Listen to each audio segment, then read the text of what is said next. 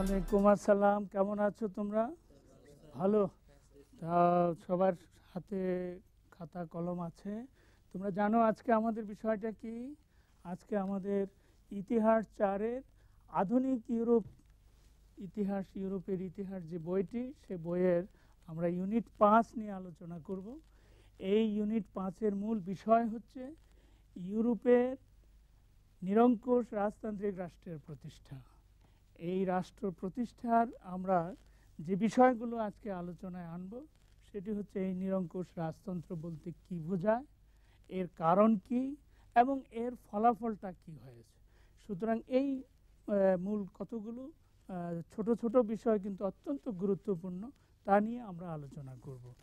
তো চলো প্রথমে আমরা একটু ইউরোপটা কোথায় একটু দেখে নিই, তারপরে আমাদের আলোচনাটা শুরু করা যেতে পারে। এই দেখতে পাচ্ছ যে এখানে যে বিশাল ভূখণ্ডটি, এটি হচ্ছে ইউরোপ। এই ইউরোপে আজকের মতো নয়, আমরা যখন আলোচনা করছি তখন হচ্ছে সবেমাত্র এটা একটা আধুনিক ইউরোপে রাষ্ট্রের অভ্যুদয় ঘটতে যাচ্ছে। যেই রাষ্ট্রের আজকের আলোচ্য বিষয়টি হচ্ছে একেবারে নিরঙ্কুশ রাজতান্ত্রিক রাষ্ট্র। নিরঙ্কুশ রাজতান্ত্রিক একটা রাষ্ট্র প্রতিষ্ঠিত হতে যাচ্ছিল। কখন? আধুনিক পর্বে, প্রথম দিকে। তাহলে এখন আমাদেরকে পরিষ্কার করে জানতে হবে তাহলে নিরঙ্কুশ রাজতান্ত্রিক রাষ্ট্র বলতে কি বোঝায়। নিরঙ্কুশ শব্দটির ইংরেজি অর্থ হচ্ছে অ্যাবসোলিউট। অ্যাবসোলিউট মানে সকল ক্ষমতা। এখন সেই সকল ক্ষমতা কার? রাজতন্ত্র, রাজার হাতে। রাজার হাতে, অর্থাৎ রাজা যা বলবেন তাই আইন, তাই সকলকে মানতে হবে। এবং সেখানে কোনো সংবিধান বলতে নাই। আজকে আমরা যেরকম রাষ্ট্রে, আধুনিক রাষ্ট্রে বুঝি সংবিধান আছে, সরকার আছে, নির্বাচন আছে, আরেক সরকার আছে, রাজনৈতিক দল আছে এবং সংসদ আছে, সব কিছু একটা নতুন নিয়মে চলে, আমরা যেটা দেখছি এরকম। কিন্তু ইউরোপের যখন এই আধুনিক যুগের সূচনা হয়, তখন যে রাষ্ট্রের উত্থান ঘটেছিল, সেই উত্থানের রাষ্ট্রগুলো ছিল অ্যাবসোলিউট মনার্কি, মানে রাজাদের হাতে সকল ক্ষমতা। কীরকম ক্ষমতা? রাজা বলতেন জনগণকে এত টাকা ট্যাক্স দিতে হবে, এত টাকাই দিতে হবে। রাজা বলতেন জনগণের এই কাজ করে দিতে হবে, এটাই করতে হবে। রাজা বলতেন যে আমি এখন মৃগয়াতে যাব, হরিণ শিকারে যাব, সেটাই আইন, সেটাই তার জন্য সব কিছু হবে। অর্থাৎ রাজা সেখানে সকল আইনের ঊর্ধ্বে থাকতেন, যে কারণে বলা হতো আই এম দ্য স্টেট, আমি রাষ্ট্র। কে বলেছিলেন? চতুর্দশ লুই। এরকম অর্থাৎ রাজাই রাষ্ট্র, এরকমই একটা ধারণা দিত। তাহলে বুঝতে পারো নিরঙ্কুশ শব্দটা এই কারণেই আমরা বলছি, যখন এটা স্বৈরতান্ত্রিক, যখন এটা সকল কর্তৃত্ব পরায়ণ এবং এই ধরনের একটি রাষ্ট্র ব্যবস্থা আধুনিক ইউরোপে হয়েছিল। এটা পৃথিবীর অনেক দেশেই, সব দেশেই হয়। কেন হয়? প্রশ্নটা হলো কেন একটা নিরঙ্কুশ রাজতন্ত্রের দরকার হয়ে গেল। কারণ হলো, যদি আমরা এই যে ইউরোপের মানচিত্রটা দেখি, এই মানচিত্রে এই নিরঙ্কুশ রাজতন্ত্র প্রতিষ্ঠার আগে, মানে আগে পঞ্চদশ শতাব্দীর আগে, এখানে কিন্তু এইরকম রাজতান্ত্রিক রাষ্ট্র ব্যবস্থা ছিল না, এইরকম ছিল না। আরও ছোট ছোট ছোট ছোট রাজারা ছিল, যেমন আমাদের এখানে 12 ভূঁইয়া 13 ভূঁইয়া এরকম আমরা বলি না, বা ওই যে বিভিন্ন ভাওয়ালের রাজা, অমুক রাজা, তারা কি আসলে কি যেইভাবে আমরা রাজা বলতে বুঝাই এরকম বুঝায় না, তারা ছোট একটা অঞ্চলের জমিদার। এইরকমই ইউরোপেও কিন্তু বিভিন্ন জায়গায় এই ধরনের জমিদারি রাষ্ট্র ছিল, জমিদারদের মতন রাষ্ট্র, ছোট ছোট। এইগুলো হয়তো 20 মাইল 30 মাইলের বেশি ছিল না, বা আরও একটু হয়তো বেশি বা ছোট এরকমই ছিল। তাহলে দেখা যায় যে অথচ একসময় এখানে আমরা জানি যে রোমান সাম্রাজ্য ছিল। রোমান সাম্রাজ্য 5ম শতাব্দীতে ভেঙে গেল। তারপরে এখানে প্রায় 200-300 বছর কোনো রাষ্ট্র ছিল না, ওই অর্থে কোনো রাষ্ট্র ব্যবস্থা ওইরকম ছিল না। পরে একটা 7ম-8ম শতাব্দীতে একটা বিশাল সাম্রাজ্য গড়ে উঠেছিল। সেটাই হচ্ছিল মধ্যযুগের সবচেয়ে শক্তিশালী রাষ্ট্র ব্যবস্থা, যার নাম আমরা সকলেই জানি, শার্লেমেনের রাষ্ট্র, ফ্রাঙ্কিশ রাষ্ট্র ব্যবস্থা। সেই রাষ্ট্র ব্যবস্থা ভেঙে গেল। ভেঙে যাওয়ার পরে আমরা দেখি যে এর পরে এসেই অনেক বছর এই ছোট ছোট ছোট ছোট রাজা ইত্যাদিরা ছিল। এখন এই অবস্থা অনেক বছর চলার পরে ইউরোপে অন্য একটা শক্তি কর্তৃত্ব করেছিল, সেটা হলো যে গির্জা।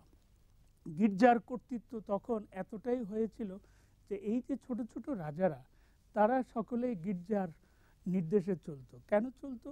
গির্জা তাদেরকে মানে তাদেরকে বলতো ঈশ্বরের প্রেরিত পুরুষ, অর্থাৎ রাজারা হচ্ছে ঈশ্বর কর্তৃক প্রেরিত পুরুষ। যেহেতু গির্জা এই কথা বলে দিত, তাই সেখানকার মানুষ রাজাকে ঈশ্বরের প্রেরিত পুরুষ হিসাবেই জানত। অর্থাৎ রাজারা ঈশ্বর কর্তৃক, সুতরাং রাজাদেরকে কিছু বলা যাবে না, বললে পাপ হবে ইত্যাদি ইত্যাদি। আর রাজারা কি করতেন? এই যে পোপদেরকে, গির্জাকে সকল সুযোগ সুবিধা দিয়ে দিত। এবং অর্থাৎ ইউরোপে তখন একদিকে পোপতন্ত্র, আরেকদিকে রাজার এই যে ছোট ছোট রাজাদের মানে বলা যায় যে মিলেমিশে অবস্থান করার অবস্থা ছিল।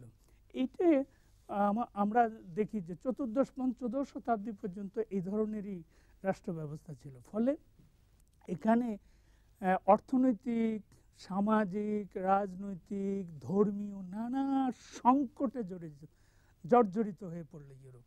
সেই কারণে আমরা বলছি কারণগুলো কি, তাই না? এই যে কারণগুলো হচ্ছে অর্থনৈতিক সংকট, রাজনৈতিক সংকট, ধর্মীয় সংকট, সামাজিক সংকট, আর এই সংকটগুলো থেকে পরিত্রাণ পাওয়ার একটা চেষ্টা। এই হচ্ছে তৎকালীন যে রাষ্ট্র প্রতিষ্ঠার, যে রাষ্ট্রগুলো শক্তিশালী রাষ্ট্র চাই, মানে এই ছোট ছোট রাজাদের আর চাই না, ওরা আমাদের নিরাপত্তা দিতে পারছে না, জনগণকে আর তাদের যে চাহিদা সেটা পূরণ করতে পারছে না। সুতরাং একটা বড় রাষ্ট্র চাই, একটা বড় রাজা চাই, শক্তিশালী রাষ্ট্র চাই। তাহলে কি হবে? আমরা অন্তত আমাদের যে জাতি, আমাদের যে জনগোষ্ঠী, তাদেরকে নিয়ে শক্তি নিয়ে অবস্থান করতে পারবো। অর্থাৎ দেখা যাচ্ছে যে ইউরোপে যে ক্ষুদ্র ক্ষুদ্র ক্ষুদ্র ক্ষুদ্র রাজ্যগুলো ছিল, সেই রাজ্যগুলোর এখন একটা বিপন্ন অবস্থা থেকে পরিত্রাণের অবস্থা চলল। আর আমরা জানি যে এই কারণগুলোর অন্যতম কারণ হচ্ছে যে এখানে একটা রেনেসাঁস, নতুন জাগরণ তৈরি হয়েছিল চতুর্দশ পঞ্চদশ শতাব্দীতে। নতুন জাগরণ, সেই জাগরণটা ছিল কিসের বিরুদ্ধে? সেই জাগরণ ছিল যে গির্জার বিরুদ্ধে, পোপতন্ত্রের বিরুদ্ধে। সেই জাগরণ ছিল কিসের পক্ষে? মানবতার পক্ষে। অর্থাৎ তোমারও অধিকার আছে, আমারও অধিকার আছে, তুমিও সৃষ্টিকর্তার, আমিও সৃষ্টিকর্তার। এই যে বোধ, এই যে চিন্তা, এটা চতুর্দশ পঞ্চদশ শতাব্দীতে ইতালি সহ অন্যান্য দেশগুলোতে আস্তে আস্তে প্রসারিত হতে থাকলো। তখন কি হলো? যে এই যে এতদিন পর্যন্ত পোপতন্ত্র যেভাবে মানুষকে ধোঁকা দিচ্ছিল, মানুষকে শোষণ করছিল, নির্যাতন করছিল ধর্মের নামে, সেটি কিন্তু আস্তে আস্তে এখান থেকে মানুষ বের হয়ে আসার সুযোগ পেল। মানুষের মধ্যে তখন রিজন কাজ করলো। এই যে পোপতন্ত্রের বিরুদ্ধে মানুষ আস্তে আস্তে কিন্তু সোচ্চার হওয়া শুরু করলো মনে মনে, কিন্তু ওইভাবে প্রতিবাদ করার কিছু না, তবে লেখালেখিতে চলছিল। এর ফলে কি হলো? ইউরোপে একটা নতুন পরিবেশ তৈরি হচ্ছে। সেই পরিবেশে ধর্মীয় যে জাতাকল, তা থেকে মুক্তির একটা অবস্থা তৈরি হলো। ফলে এই যে ছোট ছোট রাজতন্ত্র, এগুলোর বিরুদ্ধেও কিন্তু আস্তে আস্তে মানুষ এখান থেকে বের হয়ে আসার চেষ্টা হলো। আরেকটা হলো অর্থনৈতিক বিষয়টা, যে এই ধরনের যে রাষ্ট্র, ছোট ছোট রাজ্য ব্যবস্থা ছিল, তার ফলে সেখানে এক ধরনের জমিদারতন্ত্র বা সামন্ততন্ত্র ছিল। যে জমিদারতন্ত্র এবং সামন্ততন্ত্রের কঠোর নিয়ম কানুনে মানুষ অর্থনৈতিকভাবে নিষ্পেষিত হচ্ছিল, শোষিত হচ্ছিল, নির্যাতিত হচ্ছিল, বঞ্চিত হচ্ছিল, নানা ধরনের ট্যাক্স ইত্যাদিতে তাদেরকে আবদ্ধ করে ফেলা হচ্ছিল। এখান থেকে মুক্ত হওয়ার কোনো সুযোগ ছিল না। ফলে এই যে চতুর্দশ পঞ্চদশ শতাব্দীতে যখন একটা আবহ তৈরি হলো, তখন কিন্তু ব্যবসা বাণিজ্য ইত্যাদির ফলে একটা নতুন মধ্যবিত্ত শ্রেণী গড়ে উঠছিল। একটা নতুন মধ্যবিত্ত কারা? যারা জমি চাষবাস করতে চাচ্ছে, যারা ব্যবসা বাণিজ্য একটু একটু করতে চাচ্ছে, যারা ওকালতি করছে, যারা আইন কানুন নিয়ে কাজ করছে, শিক্ষকতা করছে ইত্যাদি। এই যে সমাজের একটা মধ্যবিত্ত শ্রেণী গড়ে উঠছে, তারা এই অবস্থা মেনে নিতে পারছিল না। অর্থাৎ এরকম একটি অবস্থা চলছে। আরেকটি সমস্যা ছিল যে একাদশ, দ্বাদশ, ত্রয়োদশ শতাব্দীতে ইউরোপে একটা ভয়াবহ বিপর্যয় নেমে এসেছিল ওই ছোট ছোট রাজ্য থাকার কারণে। সেখানে ওই যে পোপতন্ত্রের কারণে, সেটা হলো ক্রুসেড, ধর্মযুদ্ধ। সেই ইউরোপ থেকে ধর্মের নাম করে কিন্তু জেরুজালেম পর্যন্ত তারা এসেছিল, অনেকগুলো সেখানে ৮-৯টার মতন অভিযান তারা পরিচালনা করেছিল, এবং এসে সব জায়গায় কিন্তু তারা হানাহানি, মারামারি, কাটাকাটি ইত্যাদি করছিল। ফলে ইউরোপে একটা বিপর্যয়কর, ধর্ম নিয়ে একটা বিপর্যয়কর অবস্থা তৈরি হলো। কেন? শক্তিশালী কোনো রাষ্ট্র না থাকার কারণে। আর যেই রাজ্যগুলো ছিল সেগুলো ছিল দুর্বল, সেগুলো ছিল ধর্মকেন্দ্রিক আশ্রিত। ফলে এই জায়গা থেকে মানুষের মুক্তির একটা চেষ্টা চলল। দ্বিতীয় আর পরবর্তী আরেকটি যেটি গুরুত্বপূর্ণ, যে নতুন চিন্তাটা আসলো কার? দার্শনিকরা। যেমন আমরা হবস, লক, রুশো যাদের কথা জানি, তারা কিন্তু তখন এই অবস্থা থেকে নতুন নতুন রাষ্ট্রের কথা বলছে, শক্তিশালী রাষ্ট্রের কথা বলছে। সেটা ইতালিতে আছে, সেটা ফ্রান্সে আছে, ইংল্যান্ডে আছে, বিভিন্ন দেশে এই যে রাষ্ট্র সম্পর্কে যারা চিন্তা করছে তখন, তারা বলছে না, এই ধরনের না, একটা শক্তিশালী রাষ্ট্র ব্যবস্থা চাই। আর শক্তিশালী রাষ্ট্র ব্যবস্থা তখনকার দিনে কোনো একজন রাজার নেতৃত্বে হবে, কোনো একজন একটা গোষ্ঠীর নেতৃত্ব হবে, একজন নয়, তারপরে আরও একজন থাকতে হবে, অর্থাৎ মানে বংশ পরম্পরার রাজত্ব, অর্থাৎ যেটা এই ধরনের একটি অবস্থার পরিপ্রেক্ষিতে আমরা দেখি যে ইউরোপের মানচিত্রে এতদিন যে ছোট ছোট ছোট ছোট রাজ্যগুলো ছিল, সেইগুলোকে এক জায়গায় করার জন্য যে যারা যেই ভাষাভাষী জনগোষ্ঠী যেখানে ছিল, তারা কিন্তু আস্তে আস্তে ঐক্যবদ্ধ হচ্ছিল কোনো না কোনো রাজার নেতৃত্বে, কোনো না কোনো বংশের নেতৃত্বে। যেমন আমরা যদি ইংল্যান্ডের কথা বলি, ইংল্যান্ডের স্টুয়ার্ট বংশ, তারা অনেকগুলো অঞ্চলকে একত্রিত করছেন। ফলে দেখা গেল ইংল্যান্ডে একটা মানে ঐক্যবদ্ধ, ইংল্যান্ড কিন্তু অনেকগুলো ভাগে বিভক্ত ছিল, অনেকগুলো ভাগে বিভক্ত ছিল, এবং সেই ভাগগুলো এক জায়গায় করে স্টুয়ার্ট বংশ, এরা কিন্তু টিউডর বংশ, এরা এটাকে ঐক্যবদ্ধ করলেন। ফ্রান্সের কথা যদি বলি, ফ্রান্সও এরকম অনেকগুলো ছোট ছোট রাজ্য ছিল, সেই ছোট ছোট রাজ্যগুলোকে একটা অঞ্চল থেকে, মানে উত্তর দিকে ব্রেটন নামক একটা অঞ্চল, ব্রেটন এরা পশ্চিম অঞ্চল, এরা যখন ঐক্যবদ্ধ হলো, হেনরি নামক একজন রাজা, একজন রাজবংশের মানুষ, তার নেতৃত্বে কিন্তু সেখানে হলো। তারপরে আস্তে আস্তে একটা বুরব রাজবংশ, যে বুরব রাজবংশ 200 বছরেরও বেশি সময় ধরে ফ্রান্সকে ঐক্যবদ্ধ করেছিল, শক্তিশালী করেছিল। আবার যদি আমরা একটু পূর্ব দিকে দেখি, সেখানে ব্রান্ডেনবুর্গ প্রুশিয়া, এই ব্রান্ডেনবুর্গ প্রুশিয়া নামক জায়গায়, সেখানে হোয়েনজুলান নামক আরেকটা রাজবংশ, সেই হোয়েনজুলান রাজবংশের নেতৃত্বে প্রুশিয়া এবং ব্রান্ডেনবুর্গ এবং অন্যান্য প্রায় 360টির মতো ছোট ছোট ছোট ছোট রাজ্য ছিল। এই 360টি রাজ্যকে কিন্তু তারা, হোয়েনজুলান পরিবার, তারা কিন্তু ঐক্যবদ্ধ করলো।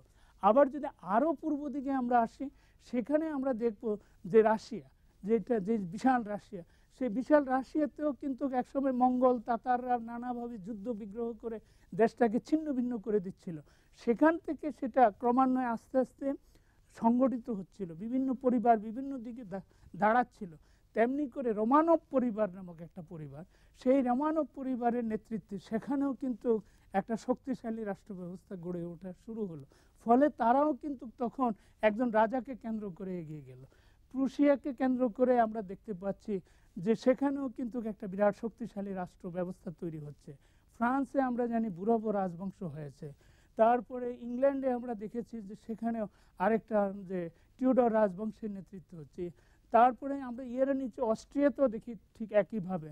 তারপরে উপরে যদি আমরা দেখি সুইডেন, আজকে যে সুইডেন আমরা বলছি, সেই সুইডেনও, সেখানেও একটা রাজবংশ সেটাকে ঐক্যবদ্ধ করেছে। মানে ক্ষুদ্র ক্ষুদ্র রাজ্যগুলোকে ঐক্যবদ্ধ করে তারা একটা শক্তিশালী রাষ্ট্র ব্যবস্থা করেছে। কি দিয়ে?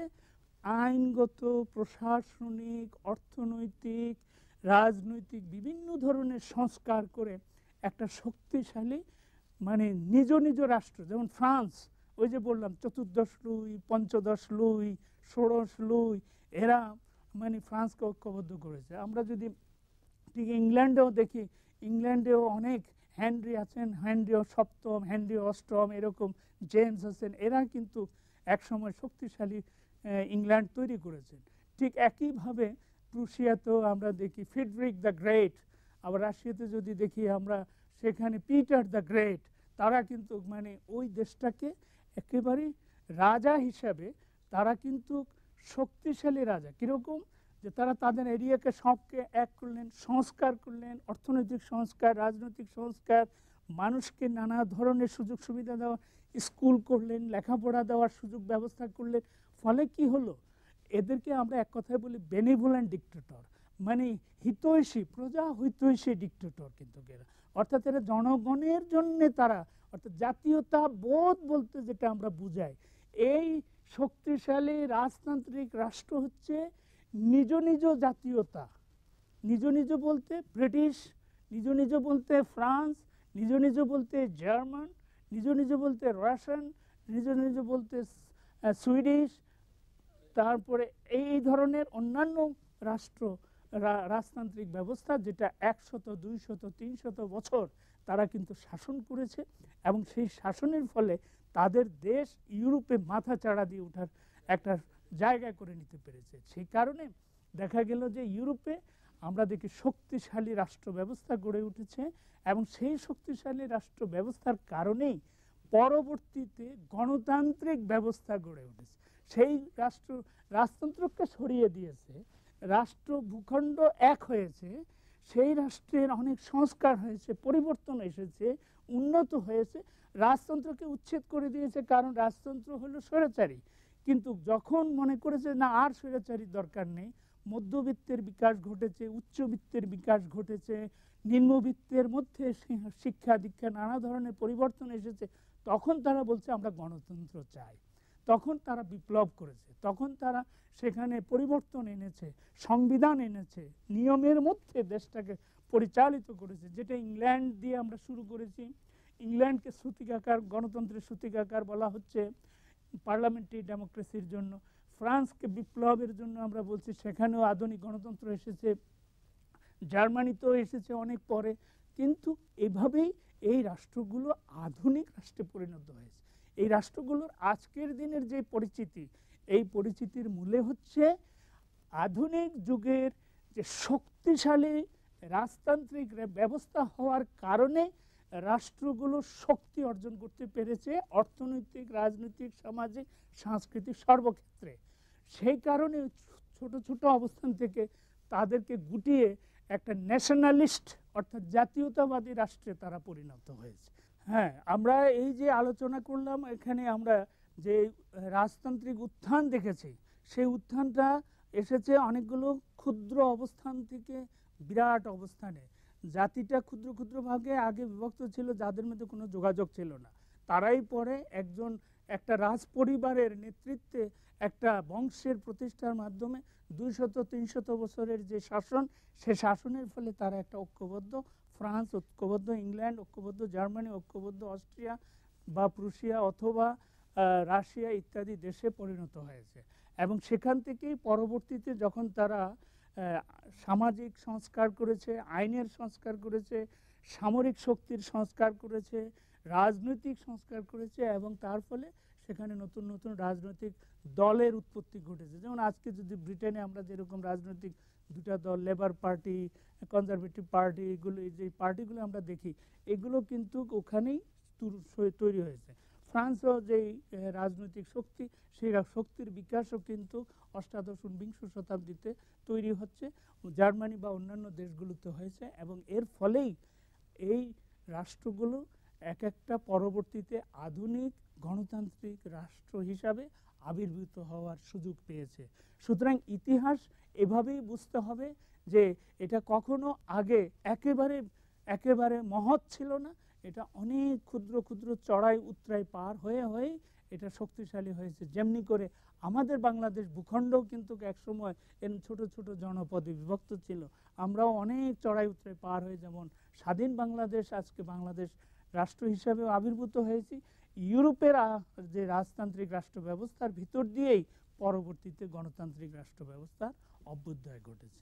সেটা আরেকটি বিষয়, সেই বিষয় তোমরা ভবিষ্যতে জানতে পারবে। আজ তাহলে আমরা এই বিষয়গুলো নিয়ে, যেগুলো নিয়ে আলোচনা করেছি, সেগুলো তোমরা বইতে পড়বে, বইতে পাবে আরও বিস্তৃত আকারে। সেটা পাঠ করে তোমরা এই ইউরোপের যে পরিবর্তন, ইউরোপের যে বিবর্তন, রাষ্ট্রের বিবর্তন, সেটি সম্পর্কে যথাযথ ধারণা পোষণ করতে পারবে। আজ তাহলে আমাদের আলোচনা এখানেই রাখি, দেখা হবে আগামী ক্লাসে।